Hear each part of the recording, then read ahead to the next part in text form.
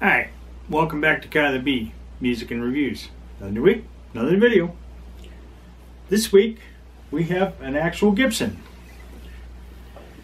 These guitars were like Les Paul Juniors. Yeah, I think that's what they called these.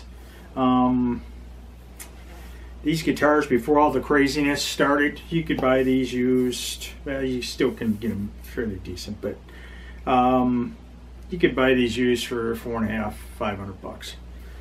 They weren't nothing special, but the thing I liked about these, this one isn't mine, but I borrowed this, but is the P90. I like the P90, and the later ones had a double P90 in them, which was even cooler. But when the craziness started, these guitars are not worth $900. I don't care what anybody says; they are not worth $900. Gibson has gotten out of their mind, and these entry-level guitars, they've priced people right out of them. They're not worth what they're charging. Tributes are not worth $1,300. Those were $799 when they came out. They're out of their mind. But anyway, I borrowed this one because when it was out, when it first came out, these you could get a decent price on them, and they play pretty nice. And again, I like the P90s. This one has a 60s type neck on it, rosewood fretboard, obviously the Gibson headstock. This one has a satin finish. They say if you play these enough, they'll shine up, but this one is fairly shiny, but you can see the grain in it. There's not a scratch in this. It's been pretty well taken care of, other than a little bit of dust on it.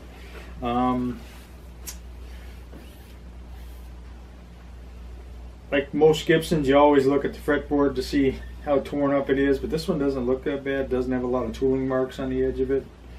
With no binding on it, that's really shocking that it's that nice. Especially from Gibson, this stuff that they're putting out now is just terrible. I looked at one of those recently at some of the new stuff. It was hanging at one of the guitar shops, and it's just horrendous what they're putting out. I wouldn't pay what they're asking. That's me, my opinion. But this one was worth what they were selling it for about $500-600. I think that, matter of fact, I think they were $645 or something like that retail. And they were a decent value for that. A kid that saved his money could afford to buy one of these, but they ain't worth it now. They're definitely not worth what they're charging. But we're going to do a little demo. We're going to have the amp set at 6 o'clock on everything. And later on we'll throw some effects at it and see what we can do with that. So for those of you that stay around to the end, I look forward to seeing you there. The rest of you, see you on the other side.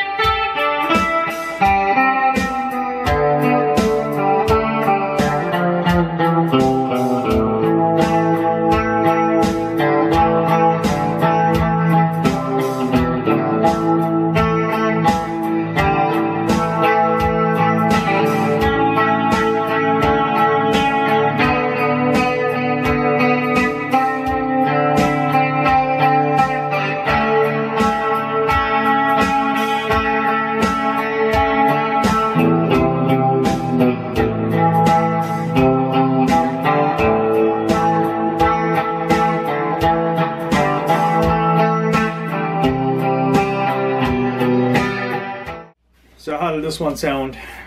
I mean, I haven't played a lot of these Gibsons, but this one isn't bad. The neck feels nice on it. Again, it's not terrible. I mean, it's nothing perfect about it, of course, but if they had these back on the market for $500-600, I'd sell the daylights out of them. They're not worth what they're asking for these. Actually, I think it's a actual Les Paul model that they're using now, and it's like $1,100. It's crazy. But this one, it plays really nice. If you could find one of these for $500, it's worth it to pick it up and give it a shot. If you're a Gibson guy, I wouldn't buy one of these as an entry level. Any Gibson, I wouldn't buy them as an entry level. I mean, I don't think they're worth the money. But anyway, that's my story this week. Hit the like and share and subscribe if you're not subscribed. I hope to see you again next week. Another video, another demo, could be anything. I'm seeing stuff hanging in people's houses, and they're lending stuff to me, so I'm able to get a lot of content out there that I normally wouldn't. This was borrowed. I don't think this is chambered at all, other than here. So it's not heavy. It's all mahogany. But anyway, I appreciate you stopping by, checking out my video. I look forward to seeing you again next week. I'm Kyler B. Take care.